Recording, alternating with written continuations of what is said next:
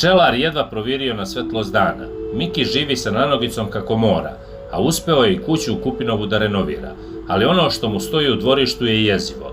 Miki Đuričić izdržava kaznu zbog nasilja nad Nadeždom Biljić, pa sa nanogicom boravi u svojoj kući i ponaša se u skladu sa zakonom.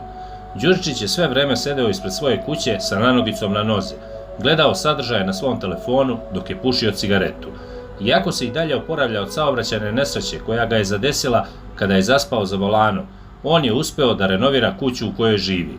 Većinu poslova je uspeo da obavi, ostalo je još terasu da sredi, a sve je zabeležila kamera Paparaco lova. Međutim, ono što je sve zaprepastilo jeste da bivši zadrugar i dalje u svom dvorištu čuva olupinu automobila kojim je doživeo udes posle izlaska iz realitija, kada je vozio bez posjedovanja vozačke dozvole.